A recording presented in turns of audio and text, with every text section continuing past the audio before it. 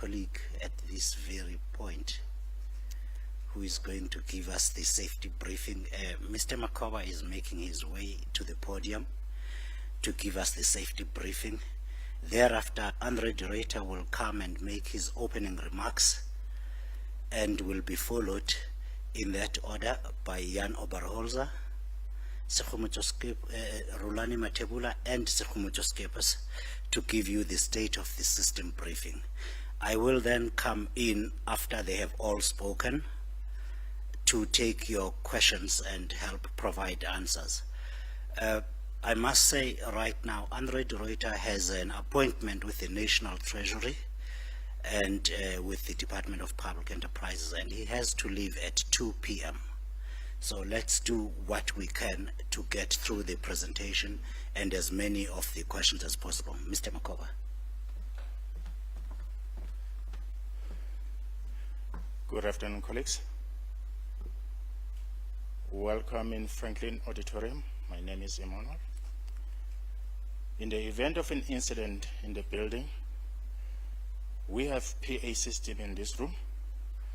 We will receive the message from the control center. You listen to the message, then you take your belongings. However, before you leave the room, please help people with disability if they are in the room. Then we have 2 emergency available exit in this room today. I have only one on my left at the corner here, and then another one at the front. If you use the door at the front to take you go out and take the staircase down, go through the security checkpoint. Outside in the garden there is assembly point number 1. We group ourselves there with our safety attendance register. I hope everybody signed the register. If you use the door on my right, there's a passage. You go out and turn right again. At the end of the passage, there's a glass door. Go through that glass door and take the staircase down to assembly point number 2. If the staircase is blocked, then you go straight as you go into the building. By the retail stores, you take your right. Go through the security checkpoint as well there. And then in front of you, you'll see the car park. Next to the car park, there is assembly point number 1. We can also use that as a assembly point during emergency. If the problem starting from this room, or you need to report any hazard or any incident, from your cell phone you dial 011 800 6666 or 011 800 4441. Should the fire starting from this auditorium, on my left and on that passage there is 2 fire extinguisher. We can use that fire extinguisher to extinguish the fire. Only the trained person can help us with that part. On those 2 nearest assembly point, you wait until our safety officers come and address us if the building is safe and clear, and then you come back to the same auditorium and continue with the business of the day. I thank you.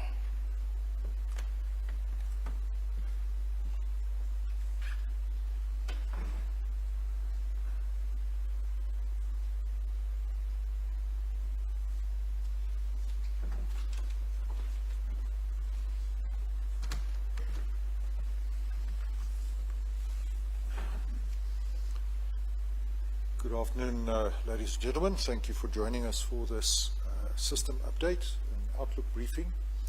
Very pleased that you could join us, and we thank you as always for your interest and participation in these events. As you're aware, we are again facing a situation where our generation capacity is constrained. This has led us to the imposition of stage 2 load shedding. Immediately prior to this media briefing, we issued a media release that again announced that from this evening at 5 o'clock until tonight at 10 o'clock we will implement stage 2 load shedding. This is unfortunately necessitated by a number of breakdowns and delayed returns to service of units which Mr. Matebula will talk to when he makes his presentation. We will therefore assess the state of our generation system going forward, and then also make sure that we keep you fully updated and apprised of developments as and when they change. But what we have been trying to do is to minimize the impact on the national life by restricting the hours during which load shedding is implemented. Nonetheless, we fully appreciate that load shedding remains a huge inconvenience, and in many instances much more than an inconvenience, and we therefore again would like to extend our apologies. I can give you the assurance that my executives and I are seized with the matter. We are working hard to resolve the issues that are outstanding, but as our Chief Operating Officer, Mr. Jan Oberholzer, will explain in his presentation, we still face considerable challenges and some significant legacy issues that we need to overcome. I think it's important to emphasize that we should not accept load shedding and the lack of generation capacity as the new normal. While it's been going on for 14 years now, we need to take urgent steps to address load shedding. From an Eskom perspective, we have therefore welcomed the initiative by the DMRE to issue bid window 5 and 6. We're working very closely with the DMRE as well as with the IPP office to accelerate and expedite the implementation of these projects. It is in our interest as an electricity utility to make sure that we can bring online as quickly as possible this additional capacity. We've previously said that there is a shortfall in generation capacity of between 4 and 6 gigawatts of capacity that we need as soon as possible. And we need this capacity in order to give us the headroom to take units out on planned maintenance and carry out that planned maintenance and return the units to service as planned. And that is why the addition of new capacity remains an urgent priority. From our side, we have made available land in Mpumalanga, 4,000 hectares of land for renewable energy investments, in order to allow private investors to take advantage of the lifting of the license limitation to 100 megawatts, to come and obtain grid access in close proximity to our coal-fired power stations. This is land that is owned by Eskom. We will lease it over an extended period of time to investors, and the idea behind this is to accelerate the implementation of new generation projects as much as we can. The first engagements with potential investors have already taken place at both Tutuka as well as Majuba Power Station, and I'm very pleased to report that the interest in this initiative has been very, very pleasing indeed. We have had 15 in the one instance and 16 in the other instance serious investors present at the site visits, which is a good indication that this is an initiative that the market welcomes and that can contribute in the short term to the alleviation of our generation capacity constraint. We've also taken steps to improve the operation of our grid access unit. We have taken heed of the comments received from investors and also parties wishing to feed electricity into the grid, that our grid access unit processes were slow and cumbersome and bureaucratic. And in consultation with our Managing Director of Distribution, we have now debottlenecked that process, and we would really like to see a far more expeditious and efficient process.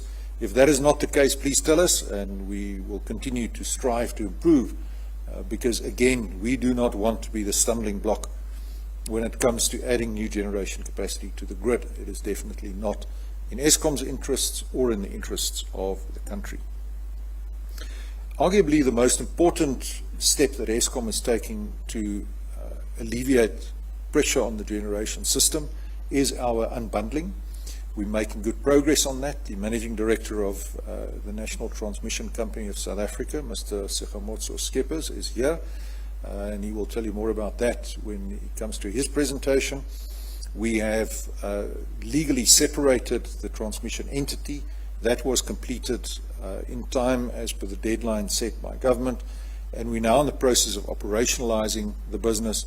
That should take place by September of this year, and then we will have the tool at our disposal to allow for a far more liberalized approach to electricity trading to start to take hold. Initially, of course, this will not happen overnight, but we will definitely see this as a sign that will build confidence among investors that Eskom is serious about facilitating and encouraging private investment in new generation capacity.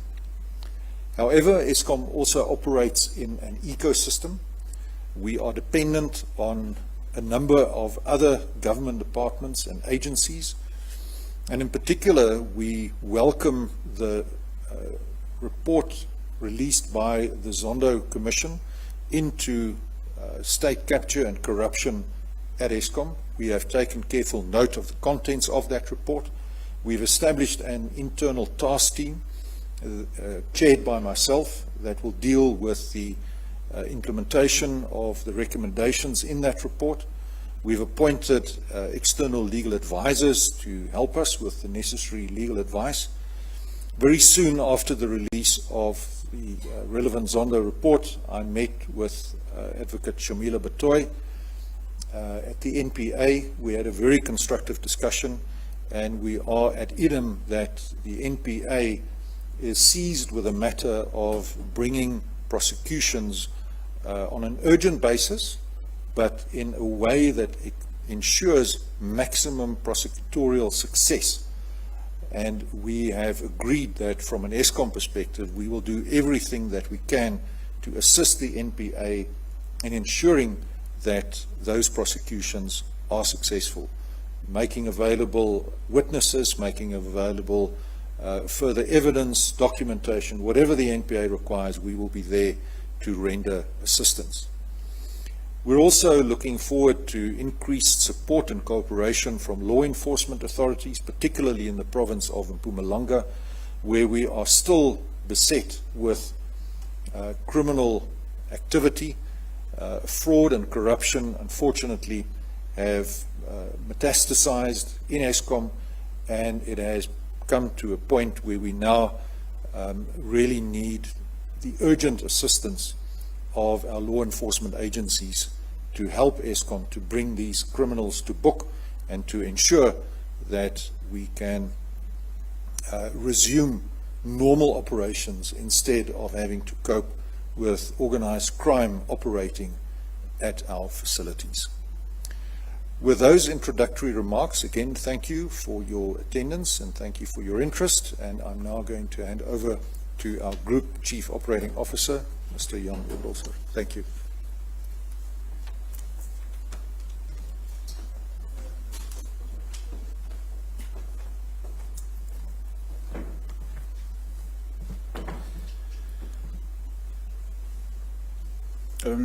Good afternoon to all those that's connected and also those present here today.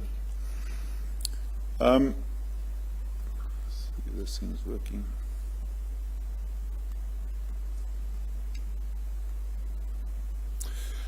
I will start by just first of all giving an overview of the performance of the operations within the business. I'll focus quite a lot on generation because that is the area that is not performing well, but I will also then have a look at the wire side of the business, transmission as well as distribution, and then to look at our group capital division as well. Now we can continue to see varied performance by our operating divisions. year to date. So this is as at the end of our financial year, March 2022. But we generally have very good performance in the network side of the business, that being transmission as well as distribution. The unsatisfactory performance unfortunately remains within the generation business, and I will talk about that in much more detail later, and Rulani will deal with it in much more detail a little bit later. So on the distribution side, our technical performance is positive, and specifically related to the duration and frequency of incidents, as well as restoration time. So I'd like to really congratulate and thank the colleagues within the distribution environment, specifically those that is intimately involved in the network side of the business. Colleagues, well done. Please keep it up. And on the transmission side, we also see good performance with system reliability, the number of interruptions, and then also I must admit that I'm very proud of the team in terms of the maintenance of assets that is aging rapidly. So also my sincere appreciation and congratulations to the colleagues in the transmission side of the business. Please keep it up. However, on the distribution side, the municipal debt remains a headache, a significant headache, with the outstanding debt in excess of 40 billion rand. And then obviously we have some challenges with energy losses, specifically non-commercial energy losses, or more blatantly theft of electricity. So that remains a significant challenge. We do have, initiatives in place, but we do need political assistance in dealing and solving this significant challenge that we do have. Now, on Kuberg, I'd like to state that good performance, safe performance, and I'd like to emphasize very safe performance. The National Nuclear Safety Regulator Board just concluded, I would guess about 4 weeks ago, 5 weeks maybe, again an audit, and the feedback was that we are operating Kuberg very safely. So to the colleagues, well done, please keep it up. So Unit 1 currently is operated very safely and has been online up until today for 196 days. Now Unit 2, we commenced a normal maintenance and refueling outage on the 18th of January. And the intention then also was to execute 2 projects. The one is the steam generator replacement, 3 generators in the Unit 2, as well as a reactor vesselette. Now, we made a decision early in March to unfortunately postpone the steam generator replacement.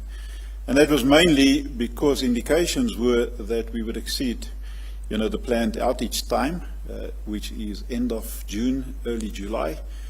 And for quite an extended period, which would have added, at 920 megawatts, a significant risk to load shedding. So that's why we've made the decision. So this replacement of the 3 steam generators for Unit 2 will then be executed in the new cycle, or the next cycle, which will be towards the end of next year.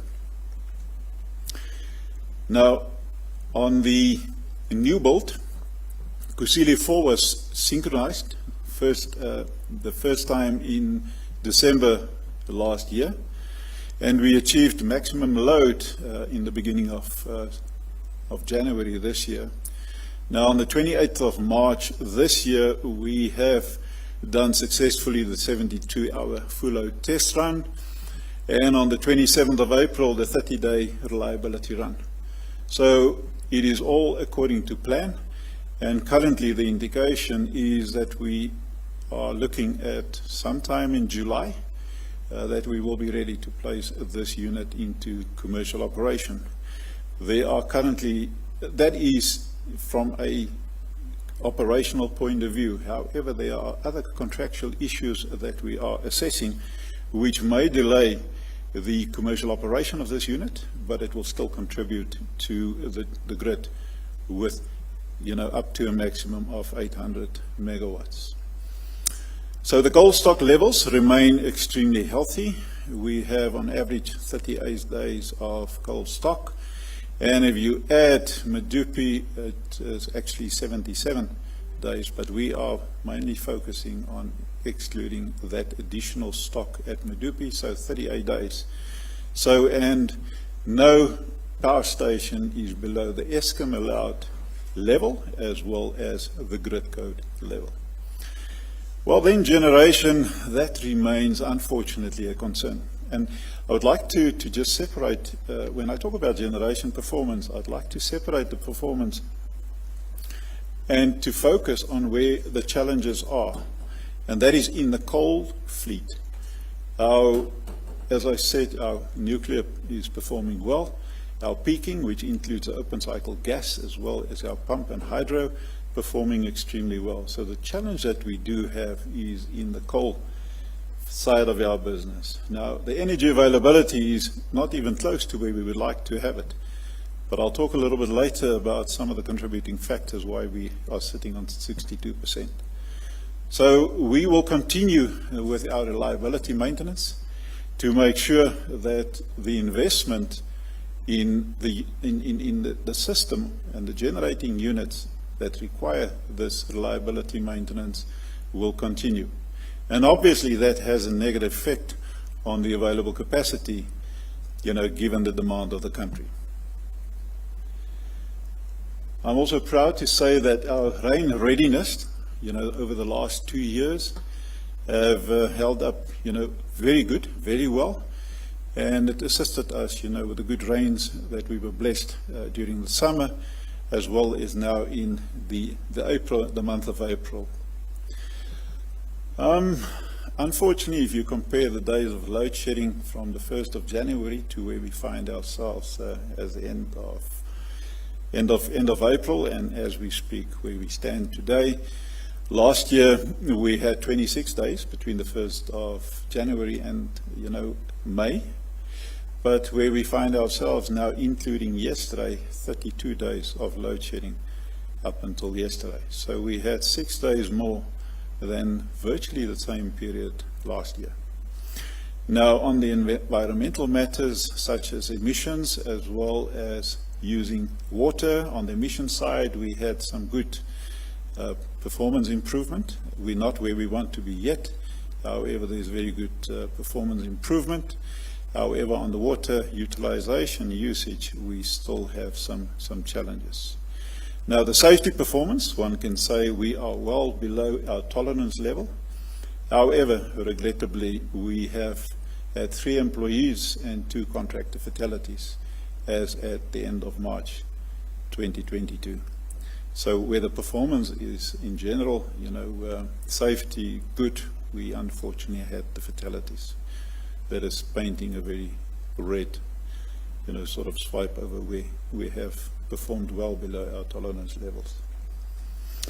If we then zoom into the transmission performance a little bit more in detail, system reliability performance well below the tolerance that we have set ourselves. Now, if we take where we've been 2.5, 3 years ago, where we were heading south in terms of performance, the team has really come to the table, and they have turned the performance around, which we are very pleased and very proud of.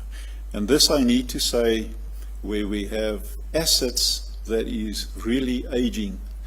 On average, some of the plant that we have, the primary plant, like transformers and breakers and so on, is well in excess of 45 years old. However, if we then look at the maintenance execution, 98.8, what we said we're going to do, it just shows if you really, even if you have old assets, if you look after them, isn't it amazing? If you pay respect to your assets, isn't it amazing what respect they're showing back to you? So I'm really pleased to say that we are executing the maintenance that we need to. So we did have 2 major incidents, but again, that was within our tolerance level.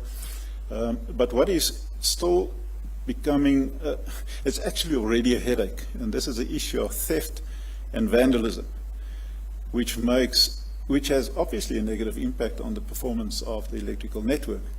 And although we're trying, to to deal with the risk that we identify whenever you believe that you've dealt, and if you identify an area that you believe is high risk and you deal with the risk there, it is amazing how it pops up somewhere else. And if you take that we have 35,000 kilometers of transmission line assets, it's making it extremely difficult.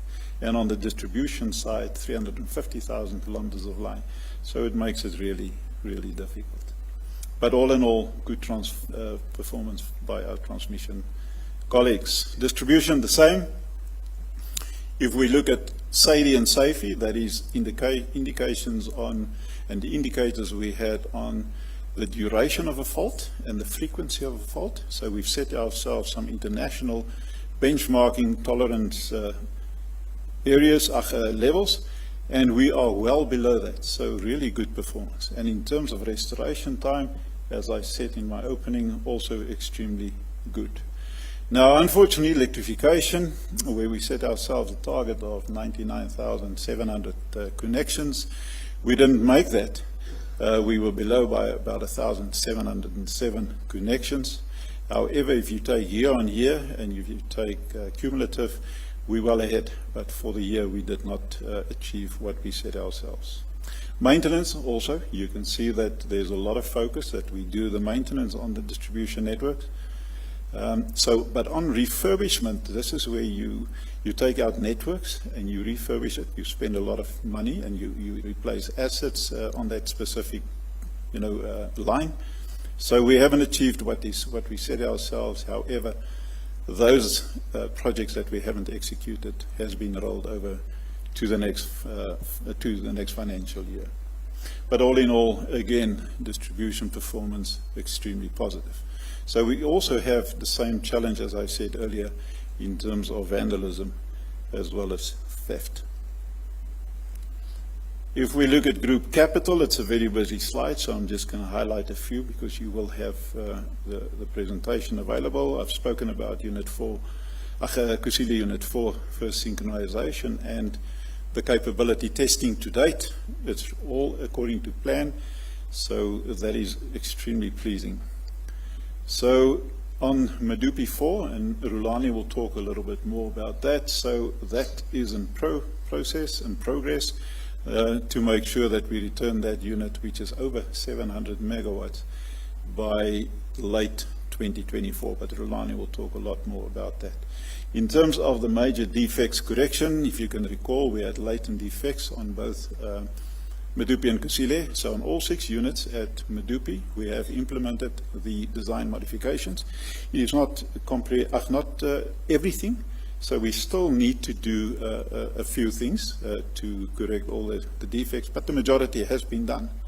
And I'm pleased to say so on all 6 units we've done it at Medupi, and on 2 of the units, and currently with the outage for Kusile 3, we've done it on 3 of the units at Kusile.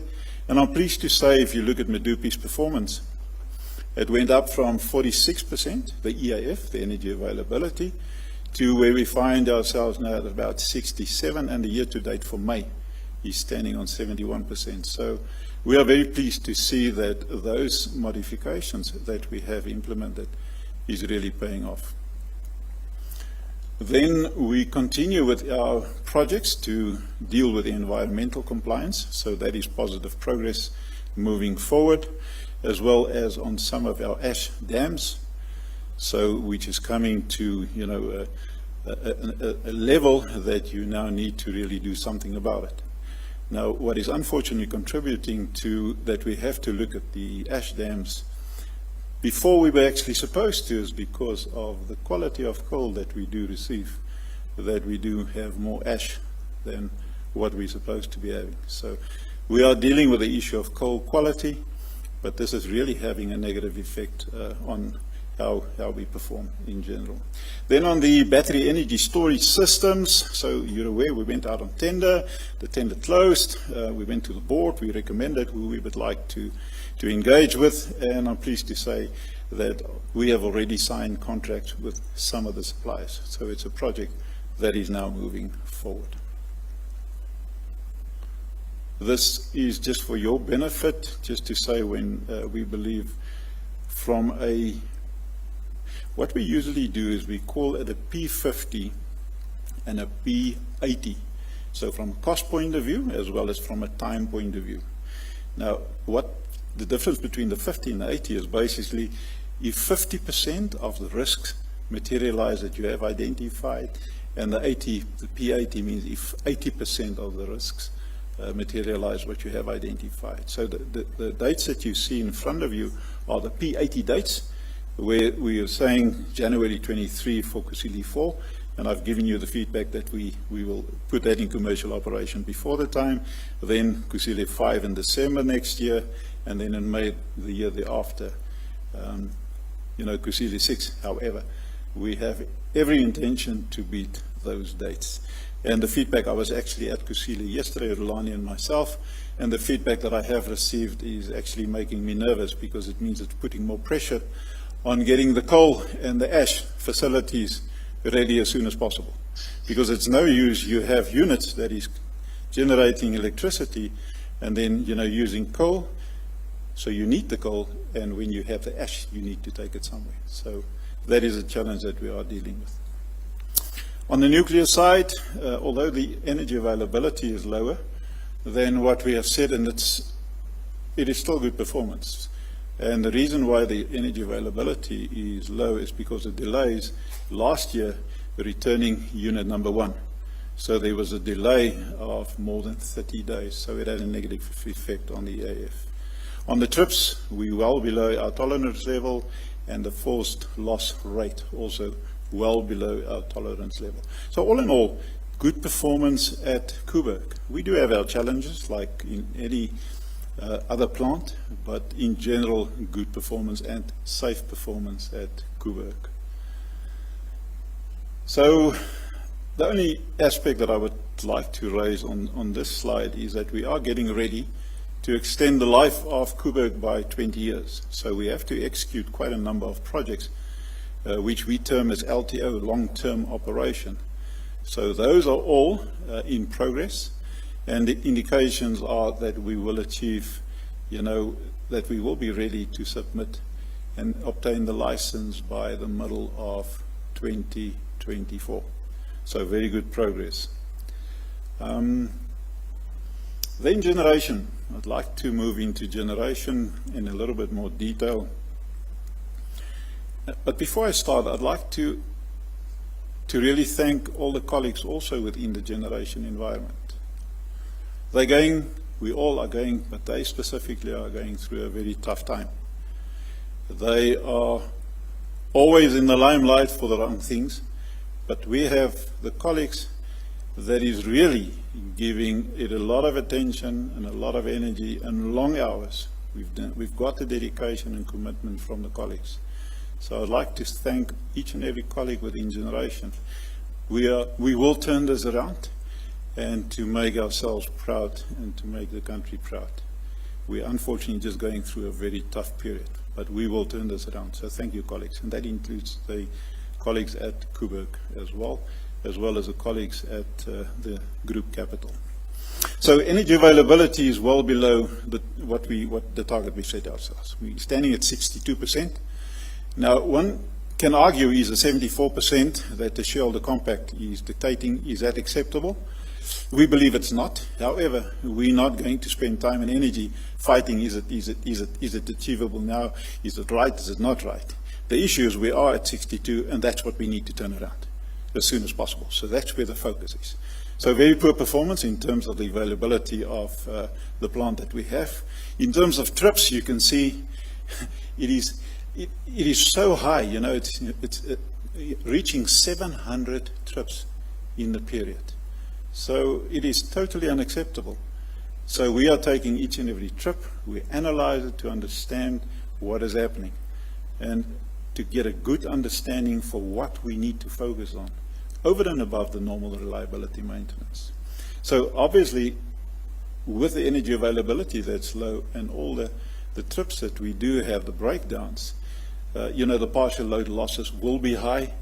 The unplanned losses will be high. It is way too high. We're standing at as a matter of fact, we're heading now, if you take the other losses as well, we at 30%, where we've set ourselves a target, a tolerance of 14%. So there's a lot of work that we need to do to turn around this unreliability and unpredictability of our plant. However, what is positive is we continue what we've said, that we will maintain our plant. So we can see we're standing at 10%, and we set ourselves a target of 10%, and I'll give a slide or two just now if you compare yourself to international benchmarking. So, and then obviously, you know, because of the demand and the available capacity, and even taking some of the available capacity away to maintain it, you have to then supplement your capacity. So we have the open cycle gas turbines, and we've burned 6.4 billion rand during the financial year, which is significant. You know, we have financial challenges. We'd like to turn the financial performance of the company around and start making a profit. But this doesn't help us if we have to burn this amount of diesel just to have capacity available. If we look at this slide, I know it's a busy slide, but I'd like you to concentrate on the orange, because that is the availability, that is the capacity that is not available. So that is breakdowns, that is partial load losses. So that is an area that is really concerning to us, and that is what we are focusing on, to make sure that and that is the 30% that I spoke about. If you take the orange as well as the brown on top, that's where we're standing on 30%. So that is what we need to bring down to the 14-15%. What I'm demonstrating here is just on the dark blue is the planned maintenance, the reliability maintenance, where, you know, the bar on top, you know, sort of a brown gold, is indicating where we have the opportunity that we do short-term maintenance. So we take out a unit if the system allows, and we do some, actually you fix what you can fix, and you do very short-term maintenance.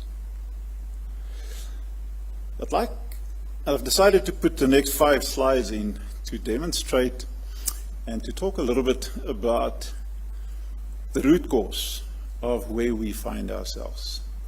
The shortage on both system capacity and funding. Those two aspects that is really making it difficult, and this is where we find ourselves. Now, in 1998, there was an energy white paper that stated very clearly that investment decision to build new capacity must be in place not later than 1999. Now, that investment decision was only made 8 years later, in 2007. So what did this actually then create? It created that we had virtual capacity that we've put onto the system. So what do I mean by virtual capacity? So no new capacity came onto the grid, but the capacity that was made available was by utilizing your existing system at a level that is not sustainable. So if you take a vehicle, you were putting your foot on the accelerator and leaving it there. So that was a virtual capacity that we created because of slow investment decision. And I'll demonstrate this by means of slides just now. But this is very important to understand. So obviously, because of that, and the foot on the pedal and no additional capacity onto the grid, meant that as from 2012, 2013, you'll see the availability and the performance started to deteriorate. Now, over and above that, because of the fact that we do not have cost-reflective tariffs, meant that we didn't have sufficient money in any case, if you had the capacity to do the maintenance. So we had these two aspects that really made it very difficult for us. Not additional capacity, so you used what you had at a level that was unsustainable, and then also you did not have the luxury of funding to do your maintenance. So let's go through a few slides. Now, we are using VGB. Now, VGB is a European industry association. They're based, I believe, in Germany, and they have hundreds of, and they are focusing on the power generation side of the business. So they have hundreds of units that is providing. So there are lots of utilities, mainly in Europe, but also in the rest of the world, and Eskom is one of those, that is making data available of hundreds of units. And that data is then worked around, and it's provided and made available for benchmarking purposes. So every time you look at the solid line, the next 4 slides, that is the VGB benchmarking information. And if you look at the dotted line, that is Eskom's median performance.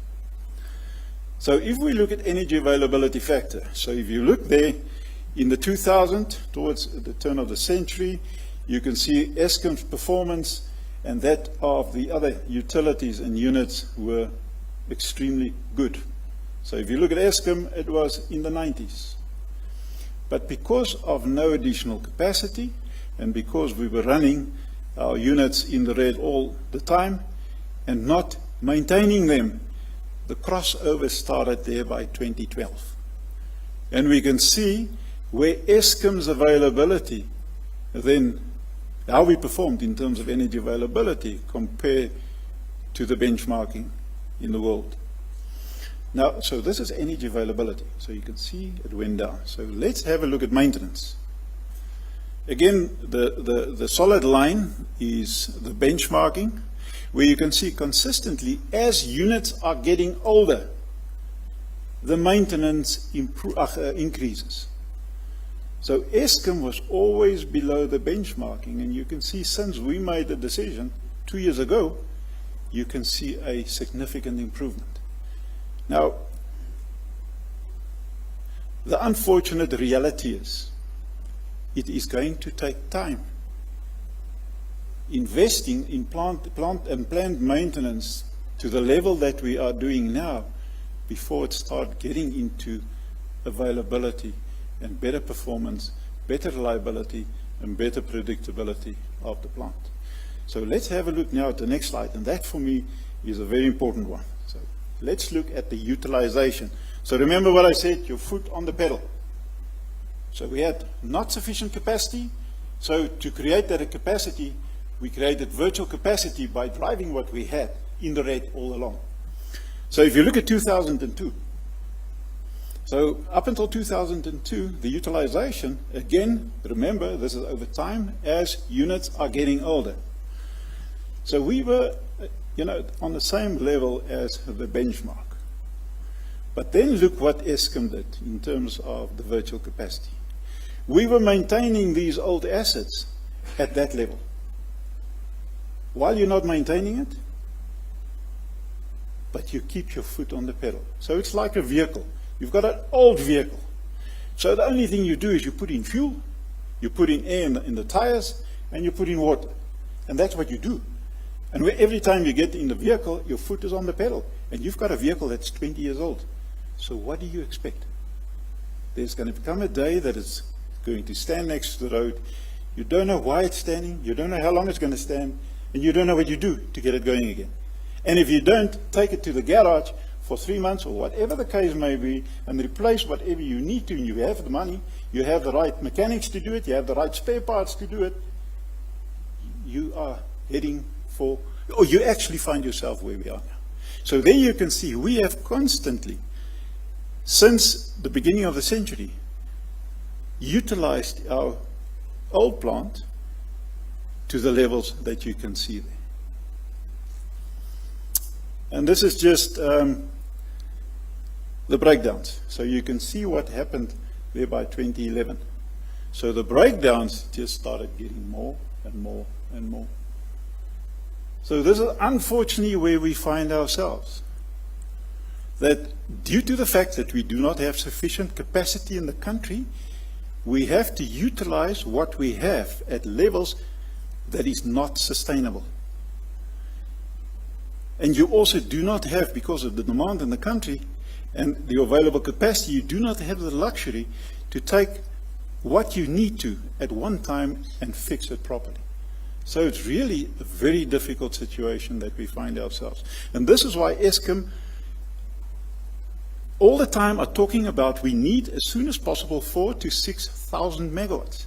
Because if you have that additional capacity that is available to satisfy the demand of the country, you can take more units off and maintain it properly. Okay. So, as generation, we remain, so we have our plans, and we really remain committed to improve the performance. You know, Rulani and myself went to Kusile and to Kendall yesterday, and we had very open dialogue with the power station general managers, as well as the generation or that power station leadership team. And we made it very clear that we would like to have plans from them on how they're going to improve the performance, by when are they going to do it, but more importantly, what do they need to turn the performance around. So Rulani can talk a little bit more about that, and the intention is for him and myself, tomorrow we'll be at Medupi and Matimba, is to visit all the power stations and to, obviously, to support them, to talk to them, but to make it very clear that the performance where we find ourselves, what is within our control, we need to turn that around. So we are committed to turn that around. So in conclusion, we see a continuation of strong performance within generation, in transmission as well as in distribution. From our group capital, there's positive performance that we see, and we see that our Kusile 5 and 6 it is progressing very well, so we see that that will be in first synchronization definitely next year, both of those units. We will continue with the design defects, to modifications, to implement those, and to make sure that Medupi and Kusile perform, because we need the capacity at those two power stations, which is close to 10,000 megawatts. We need that to be sustainable and available to the country. Because, colleagues, you're also aware that we've got a 2035 plan, and we will retire some of our power plant between now and 2035. So we talk about 22,000 megawatts we need to retire. So we will focus and maintain our focus on getting our performance in a generation environment the way it's supposed to be. But we never need to take the eye off the ball that we're going to retire quite a significant, megawatt from, the grid. And we need, in my view, a very strong SA Inc. focus dedicated on how we're going to deal with the energy availability and capacity moving forward. But that is not the aim of the discussion today. So, on the safety side and environmental side, we will continue to provide the focus that is required. So, and then, unfortunately, as the chief exec, when he started, when he addressed yourself, when he started, is unfortunately, because we find ourselves, the risk of load shedding unfortunately remains. But we are committed, we understand our mandate to, the country in terms of having electrons available to grow the economy and to satisfy, and obviously to, improve the lives of 60 million people in the country. So we're committed to do that. But unfortunately, where we find ourselves, the risk of load shedding remains. So I thank you. Rulani, if you can just come and give your presentation, please.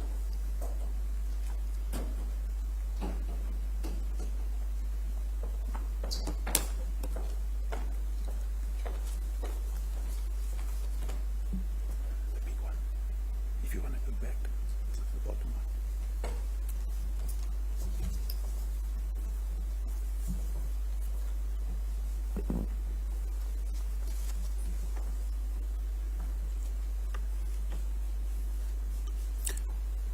Thanks, Jan.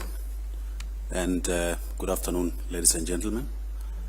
I will be taking you through what we have prepared in terms of generation, indicating what we are doing to take the country out of the misery that it finds itself in.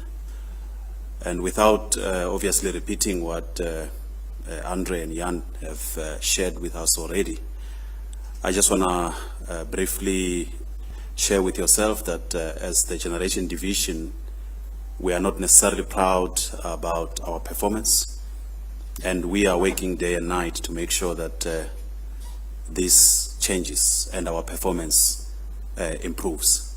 So the stats that you are seeing on the screen currently, I would not want to go through them because Jan has just done that. So I will, to save time, move to the issues that are challenging us as generation and resulting in the performance that the whole country is currently experiencing. So our biggest challenge is that majority of our generators have got significant defects, which at this point have taken away 27.7% of the capacity that we were supposed to put on the grid because of the defect that we currently have. And this requires that we take this generators down and ensure that we maintain them, return them back on the grid, and make sure that they perform sustainably. So this obviously requires time as we need the space to be able to do the necessary maintenance. Currently, the current performance makes that difficult for us to have the opportunities that we require to be able to do the maintenance that is required. However, at the pace that is manageable, we are committed to make sure that every generator that we take down to do maintenance, we do quality maintenance and make sure that when it returns to service, it runs continuously and provides the needed megawatts on the grid. Currently, in terms of our business units, we have identified that there are 3 business units that have contributed 44% of our unavailability, and that is Tutuka Power Station, Kendal, and Duva Power Station. And those 3 business units are receiving the necessary support from everyone to make sure that their performance is improved so that we can meet the demand of our country. Majority of our challenges come from the following plants: our boilers, our turbines, and our draft groups. And these are the biggest components of our generators and requires excessive amount of investment in an excessive amount of time to maintain them and bring them back into a usable and efficient state. We have certain issues that we are focusing on to make sure that we recover and improve the performance of our business. And such issues includes leadership accountability, driving technical focus, improving the housekeeping in our business units, and active risk management, and also assessing continuously the performance and the state of our power plants, and also the change management strategies that we need to employ in our business units to make sure that they can run sustainably so. We have also established what we call the 7 strategic initiatives, which focuses on our people, focuses on training and competence. It focuses on technical excellence, as you will understand that we are an engineering business. It focuses on ensuring that we have a daily station management rhythm that guarantees us success. We manage our supply chain management effectively and focus on the future of our business, as well as management of our suppliers. We also have to focus on how we do maintenance, specifically our outages. Every single day, our employees wake up to go and ensure that we maintain our plant. And in this year, or the previous year, we have done 84, of the 84 outages, we have completed 47. 7 of them are in execution. We had to cancel 1, and due to capacity constraint, we had to defer other 29 outages that we needed to do. We have also managed to do 47 short outages to deal specifically with specific defects that we have on our generators. And the main work impacting our plant reliability and predictability at the moment is carried out during the mini overhauls, which takes approximately 70 days per generating unit, and also the general overhaul, which we do on a period of every 12 years, which takes in excess of 86 days to be able to complete the normal scope on these generators.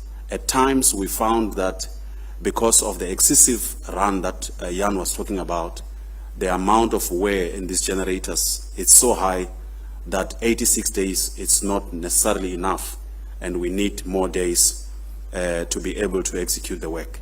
And also you'll understand that many of our machines have passed their midlife and requires a lot of investment and a lot of maintenance to be able to bring them back to their original state. Jan has alluded to what we are doing at Kubek to be able to extend the life of Kubek, and that takes a lot of days.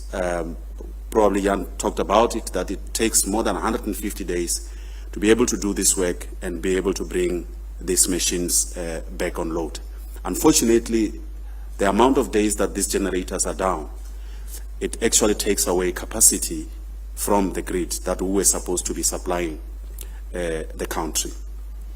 We have focused a lot on how we prepare for these outages, because if we succeed in doing our maintenance, we will be able to sustainably keep these generators on load. So we have therefore resolved to pay a lot of attention on preparing for this outage. And we have continually measured our success in ensuring that before we take the machine down, we have prepared well. So what you see on the screen is the data that indicates how successful have we been in making sure that before we take these machines down, we have prepared well.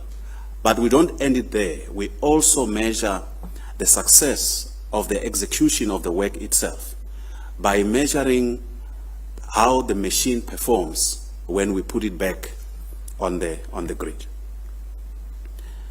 And in terms of Medupi Unit 4, as you know that we had an unfortunate incident in the past year which catastrophically damaged our generator.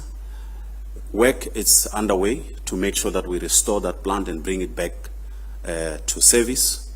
We have conducted a forensic investigation to make sure that we understand the root cause of the incident, and we have since received the report, which we are acting on it to ensure that we can prevent the reoccurrence of this incident, not only at Medupi, but also in all our 16 fleet. We have also instituted a consequence management for the individuals that we believe they could have behaved and done something different to make sure that this incident is prevented. And that it's underway, and we believe that we will have concluded it by the end of this month. The commercial process is underway to make sure that we award a contract to people that must come, or service providers that must come and conduct the necessary repairs to make sure that we can bring this machine back on load There is commissioning and dismantling and stripping activities that are currently happening at site to make sure that we continue to finalize the extent of the damage on some of the components and ancillary plants to make sure that we can get the necessary repairs that needs to be done and bring this plant back on load. We're also doing the necessary preservation necessary to make sure that the unaffected plant that will be offload, unfortunately, for the coming 2 years or so, are preserved properly so that when we need to bring them back before August 2024, we can be able to successfully bring them back on load. We also wanted to just indicate the amount of investment that we are currently, or we have been doing recently on maintaining our plant versus the benchmark, more especially for the age of our fleet. And our analysis have shown that we were still slightly below in terms of the amount of investment that we are doing in the maintenance of our fleet compared to what other utilities have been spending out there. And that shows that there is still more work that we need to do to make sure that we can sustain the performance of our fleet. We also looked at the replacement costs, and we also found that we are still lower compared to the industrial norms. We looked at what are the risks going forward in terms of the management of our fleet. And the current risk that we are experiencing due to the maintenance backlog includes vacuum issues on most of our wet-cooled stations.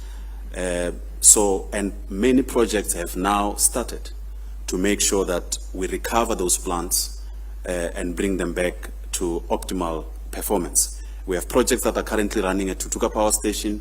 We have projects that are currently running at Krill Power Station and as well as Arnold Power Station to make sure that we can sustainably continue to run those plants at the load that we need.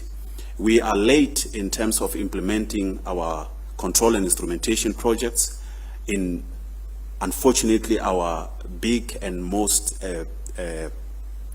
reliable plants, that is Letabo, that is Majuba, and that is Matimba.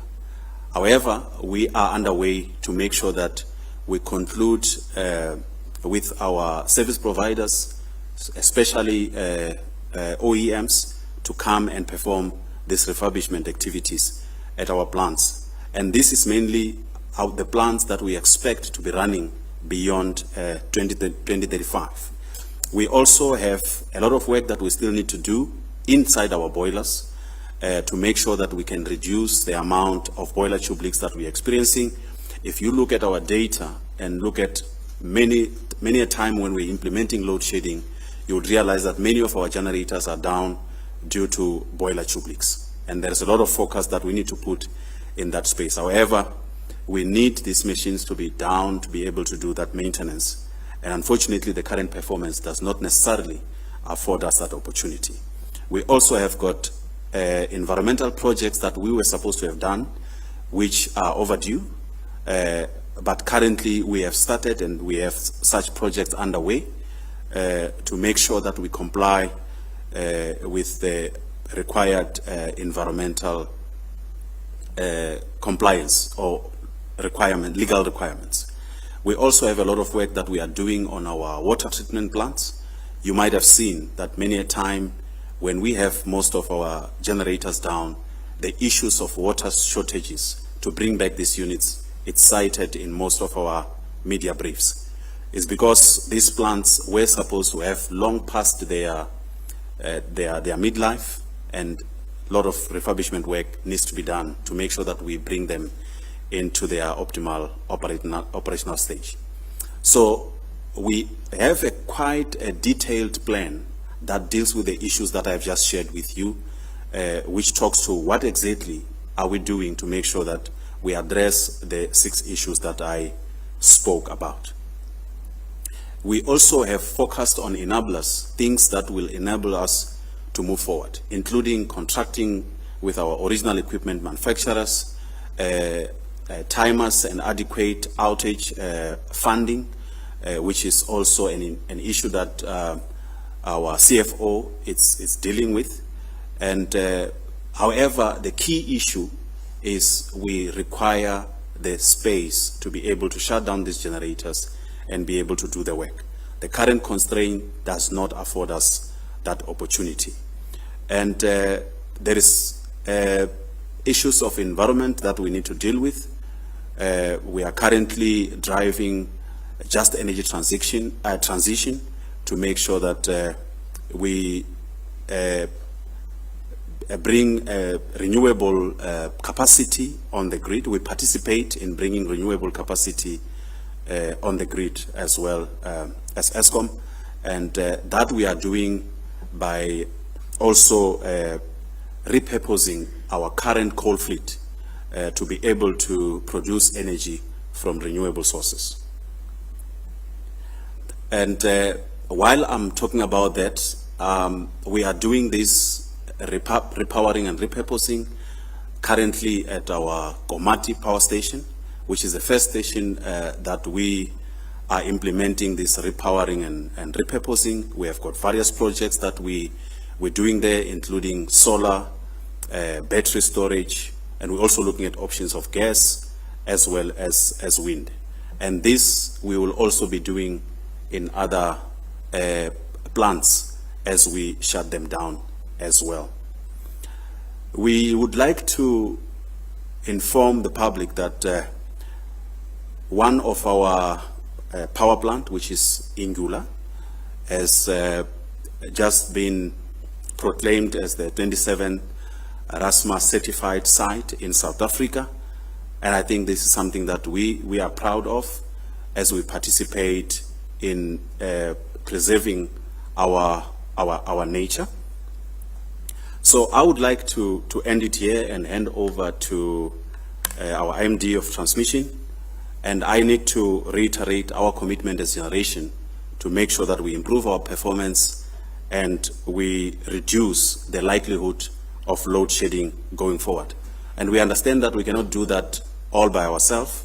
We require the support of all South Africans. We require the support of our suppliers and everyone else going forward. Thank you.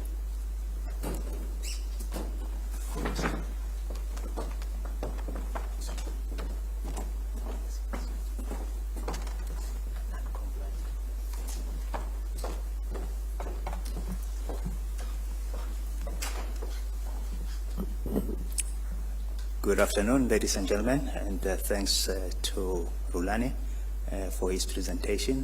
What I will be presenting is really a summary or an outcome of the analysis that we've done in terms of looking at supply and demand balance in the period ahead.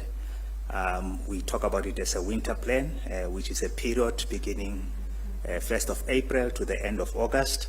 And beyond that, we talk of summer. So we have 2 seasons in terms of how we just practically provide the analysis. Could you go to the next slide, please? Oh, it's hiding right here. Apologies. Sorry about that. If I can then just give a quick summary of how we are performing in this current financial year, beginning of April to date. The energy sent out from the dispatchable plant is 1.6% lower than for the same period last year, which means we are getting a higher contribution from the renewables, which is most welcome. The load factor for the OCGTs has been pretty high, and I think we can all understand, given the constraints that we have experienced, even the episodes of load shedding, that we would have had to run the open cycle gas turbines very hard, both the Eskom OCGTs as well as the private ones. There have been events when we had to curtail the wind generation, which means that there are times in the early hours of the morning when we have excess generation from the renewables, and in which case when we cannot pump or accommodate that excess energy in the system, we then have to request that wind facility to in fact reduce its output, which is not desirable but from a system stability point of view, it can become necessary. So we've had 2 events of this nature so far. The number of days for load shedding, I think the COO has spoken about. Year to date, in terms of the financial year, we've had just over 30,800 megawatts of demand, peak demand that we have had to supply, and we refer to this as residual demand, which means the actual contribution of the renewables is actually hidden or taken off to give this number. If we look at the last summer, which is the period that essentially ended on the 31st of March, that is the picture of how we've performed, and I think this is consistent with the information that the COO presented in terms of the trends in the unplanned capacity or the breakdowns, and we've really spent a lot of time in the territory that is beyond the scenarios that we had actually estimated, and obviously all the efforts of Eskom, and particularly the generation division, is to reduce these bars and to drive them to the left, so that we are actually operating in safer and less expensive territory. Some of these graphs are available on the portal if any of the analysts are interested. We've spoken about load shedding for the last financial year, a total of 65 days, the majority of which is 43, were at stage 2, but we did have incidents where we were in stage 3 and stage 4, and clearly our efforts are again to reduce the depth of the load shedding and ultimately to eliminate it altogether. For the winter 2022, which is just a reflection of the period from the April of this year, again, we are aware and have experienced a number of load shedding events, and the high unplanned capability is the major contributor to that. And over the peak periods, we've had an average of around 14,500 megawatts not being available, which clearly contributes to the strain on the power system, and occasions when we've either had to use the emergency reserves excessively, or in the event that those are not adequate, to even then request that demand be reduced. If we took now look at the year ahead, winter specifically, we'll just very briefly outline that there is a very intense collaborative planning process between the system operator and the generator. One, to make sure that the maintenance requirements of generation are understood and that they can be planned for, and having gone through that process, and to then stress test the plan. So the scenarios that we present around the winter outlook is really not a projection, it's not a forecast, it's a what-if kind of analysis in order for us to be better prepared to handle these occasions should we find ourselves in that space. So let's just understand the interpretation around the intent. The exercise essentially, again, is just about supply and demand, and where you cannot meet the demand, to have an appreciation of what could happen, and obviously what could you do to try to reduce that. And substantively, it's around running the open cycle gas turbines, and we need, therefore, in the planning mode, to ensure that we make the right contingencies and resources available to make that happen. I've spoken about this already around the supply and demand. So the plan considered the installed generation capacity, it looks at the forecast, it looks very carefully at the planned maintenance and the generation outages that are required, and then you have an assumption and analysis of saying, what if we have unplanned capacity of this order ranging between 12,000 to 15,000 megawatts, which is clearly extensive, but it's what we have actually experienced. This graph, again, is consistent with what the COO presented in the discussion around the VGB benchmarking, that we've been experiencing an increasing trend of breakdowns and unavailable capacity. And this is really just to indicate that we still have a lot of work to do to bring this under control. For the maintenance plan to be successfully executed, Rulani has spoken in depth about that. We just supplementing that here with highlighting that the resources to get the work done are necessary and they need to be procured timeously, as well as the necessary funding to make the plan executable.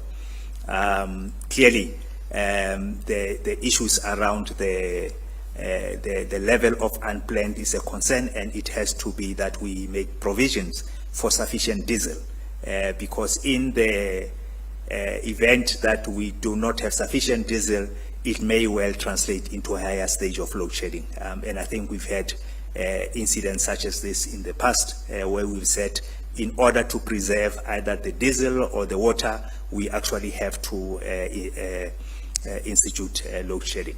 And lastly, if we have extended stages or periods where we are running the diesels, it does pose a significant risk.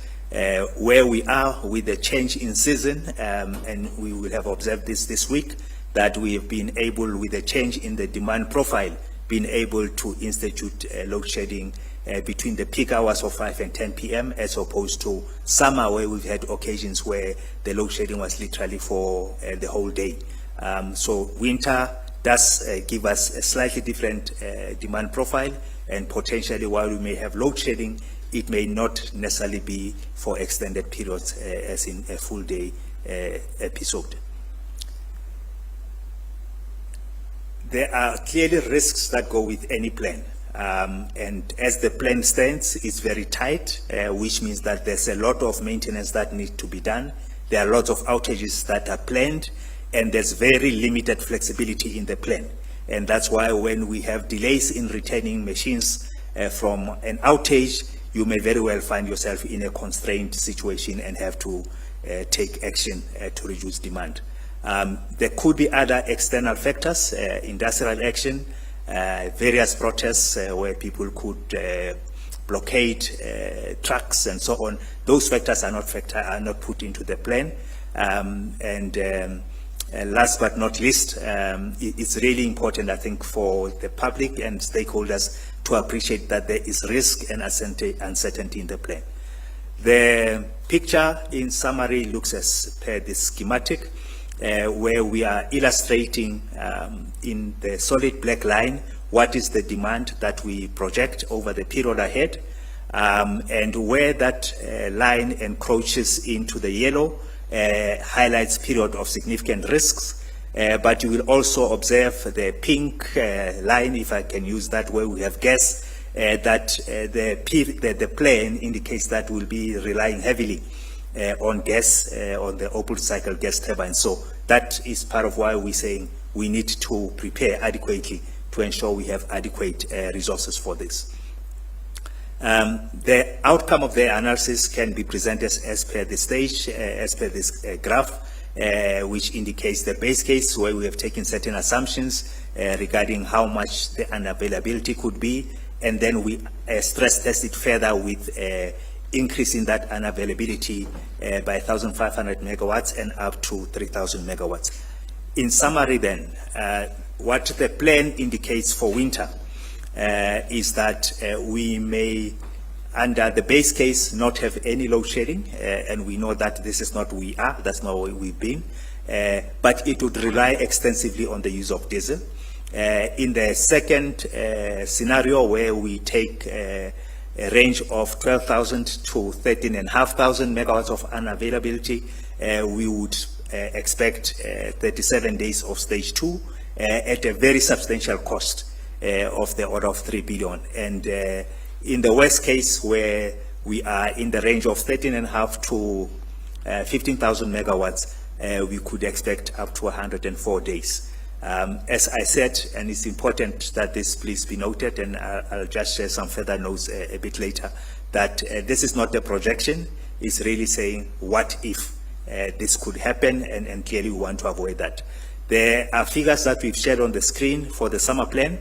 We would not discuss this today because at the end of August, we actually revised the whole plan for the period ahead, and we would then provide an update in terms of the outlook for summer. at that point in time. That is the end of my presentation, ladies and gentlemen. Thank you very much.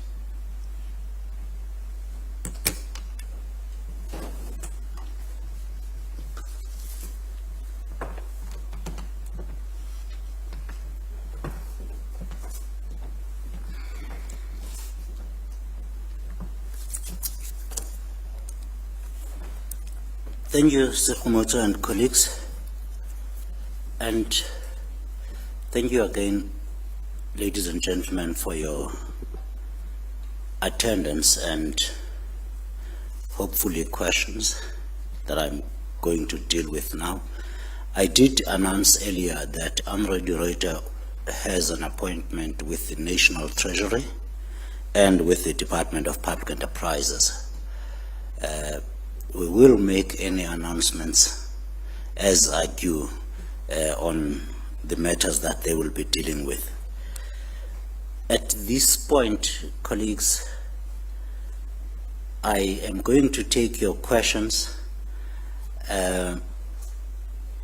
which I will read on the screen in front of me.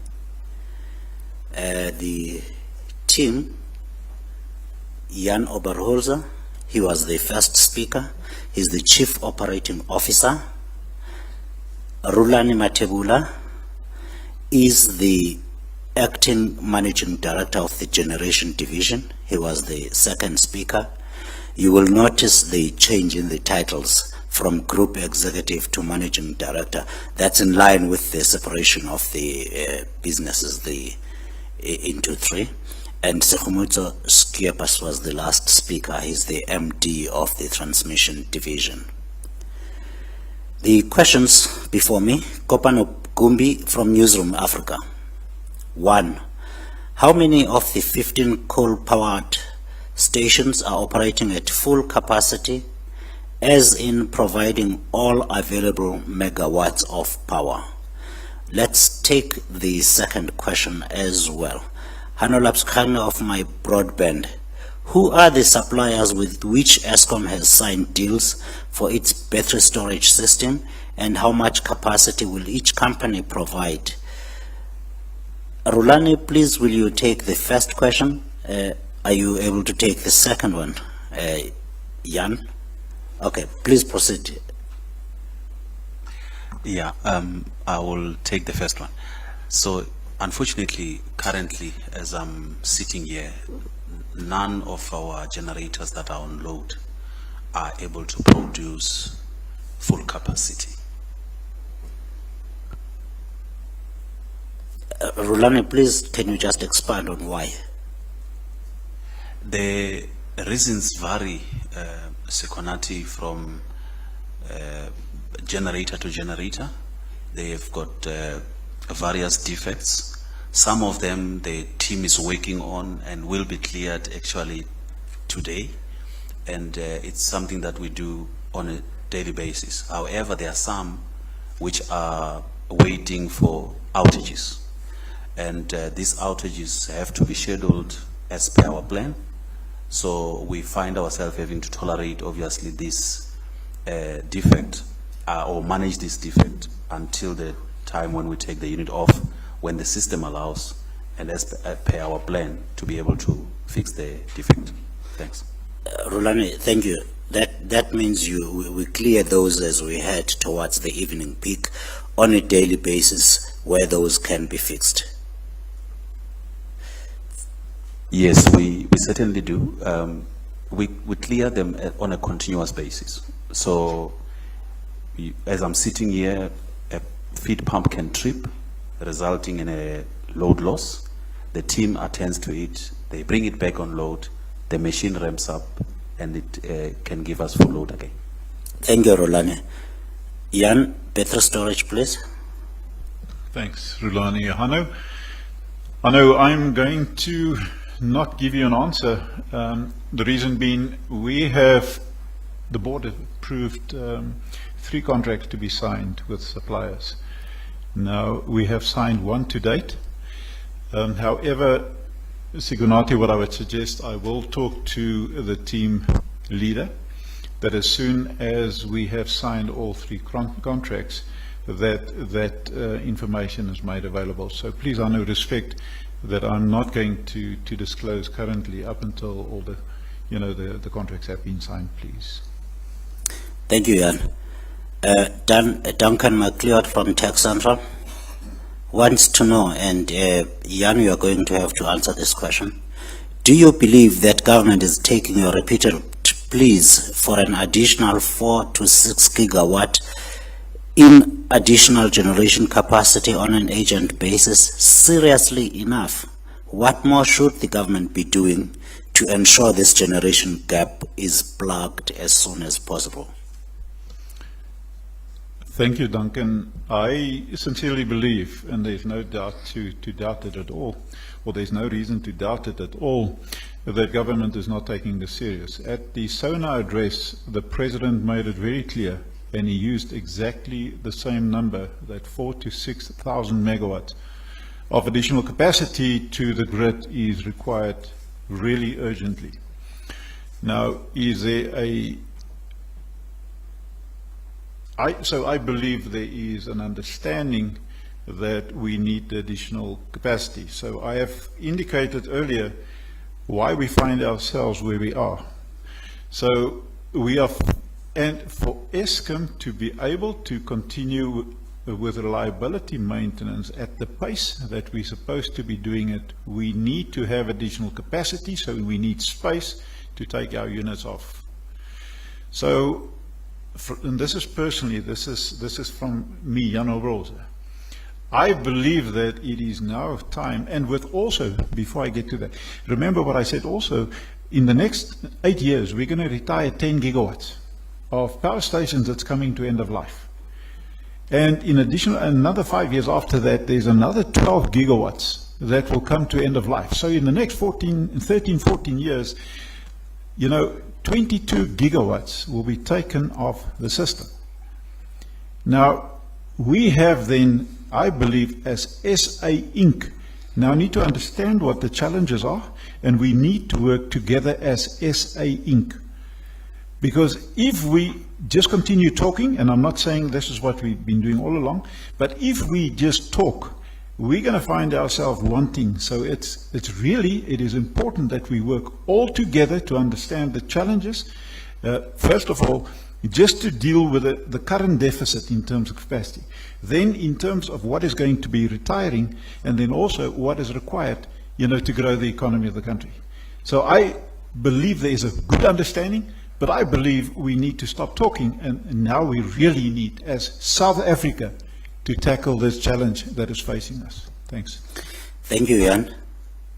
That really just means we not only need capacity as in many years ago, but we need it currently, and we need new capacity in the future. And that 6,000 gigawatts will only increase. Denin Erasmus of Business Day, what is the energy availability factor just on the coal-fired fleet? How does the 6.4 billion rand spend on diesel for the open cycle gas turbines for the year to date up to the end of March compare with spending up to the end of March in financial 2021?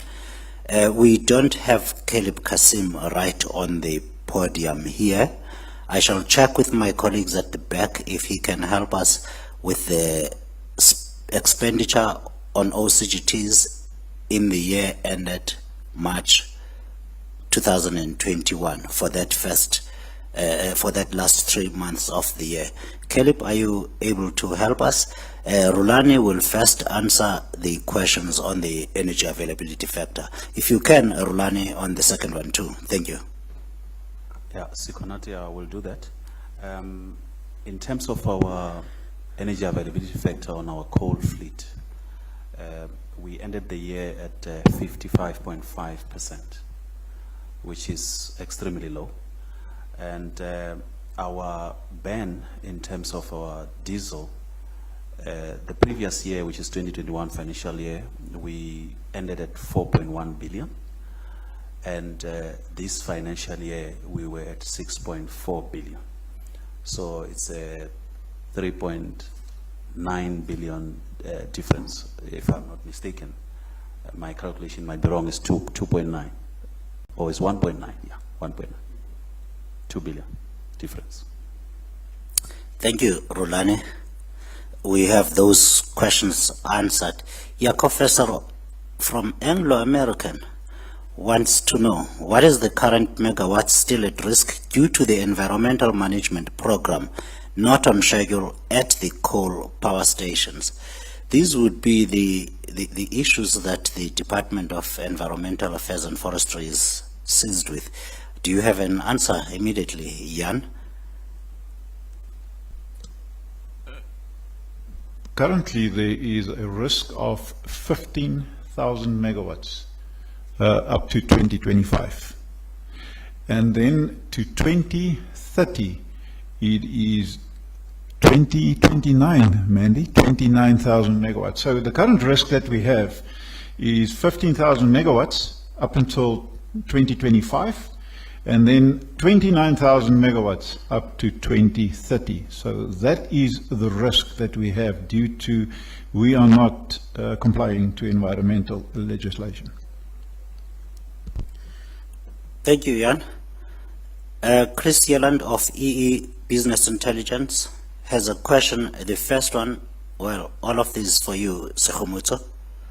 Why was Eskom's application for a transmission license for the National Transmission Company South Africa in December 2021 rejected by NERSA, the regulator?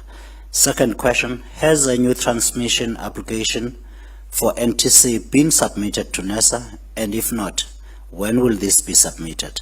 And when does Eskom expect to have the transmission license in place, noting NERSA's licensing process timelines? Let's take those two for now. Sekhomutsho. Thank you, Sekwanati. Perhaps on the first part, we did make a submission for new licenses to NERSA in December 2021 for the new subsidiary. And it's clearly a precondition that that entity be licensed before it can start to operate.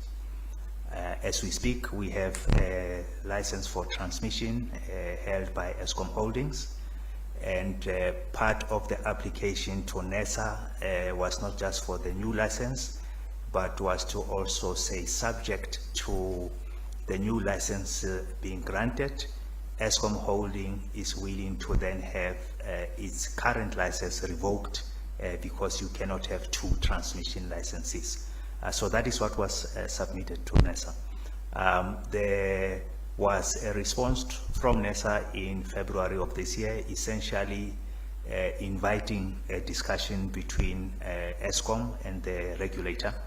I am not aware that NERSA rejected the application, so I'm not sure where that interpretation comes from.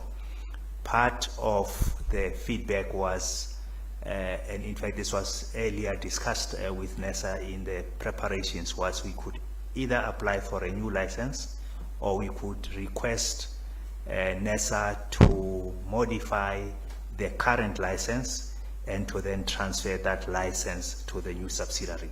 So these discussions still have to take place, and so I would not want to conclude that NERSA has rejected the license applications. The engagements with NERSA still have to take place. Thank you, Sekwanati. Sekhomutsho, in short, when is that meeting happening? Because the second part of the question is, when do you expect the license? I don't have definitive timelines. What we have done is, through our regulatory department, is to review the correspondence and to work on preparations for the engagement with NERSA. I don't think we have specific timelines as yet, but I think as we progress, we'll be happy to provide those updates. Thank you. The last two questions from Chris at this point. Do the amendments to the Electricity Regulation Act and Electricity Pricing Policy have to be in place before the National Transmission Company starts trading? And if so, when are the amendments expected to be in place, noting the parliamentary processes. The last question, in light of the above, when will the National Transmission Company start trading? Noting that Mr. De Ruyter said this company will be operational by September 2022. Chris, that first question of yours seems to me to be a question for the regulator and indeed for Parliament. Any comment, Sekomato? Yeah, no, thank you, Sikonati. I will address both questions to the extent that I can, but certainly further inquiries to the various authorities can only help to clarify further. Our understanding is that within the Electricity Regulation Act as it stands, it is permissible to have trading licenses, to have all sorts of licenses. So we do not believe that the amendment of the Electricity Regulation Act is a precondition.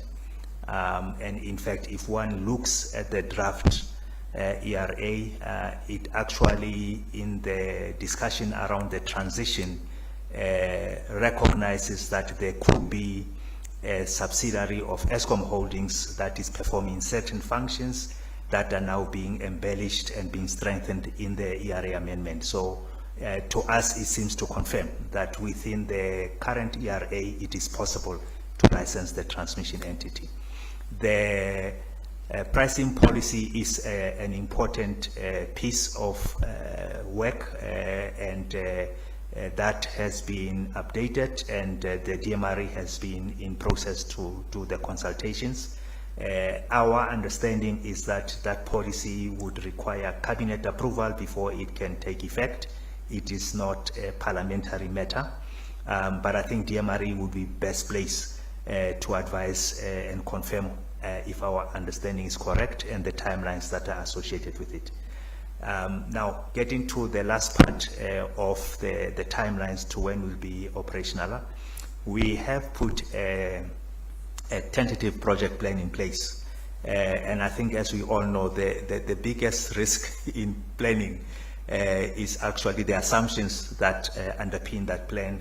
And in this case, this is compounded by the need for not just what Eskom thinks, but to also have alignment and commitment from the various ministries and the regulator that we are working towards one goal, the point that the COO made just now about an SA Inc. approach. So as Eskom, we have a tentative plan on the table, and we are consulting on that plan. As at the end of March, the outlook was that we could be operational, having been licensed and satisfied other conditions through lenders and so on by September.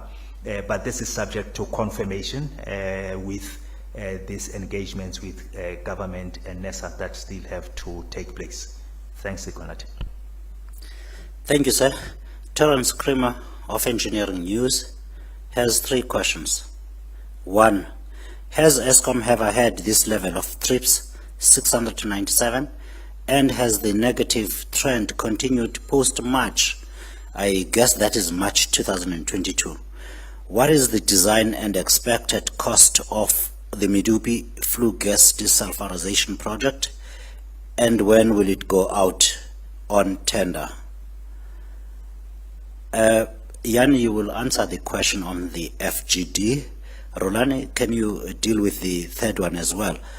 With all the unit trips and restarts, has Eskom's demand for heavy fuel oil increased? And if so, by how much in both volumes and costs?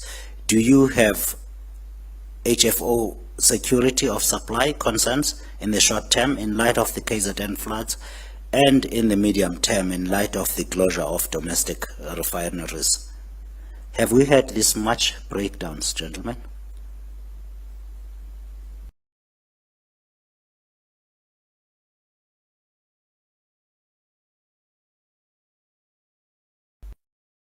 FGD,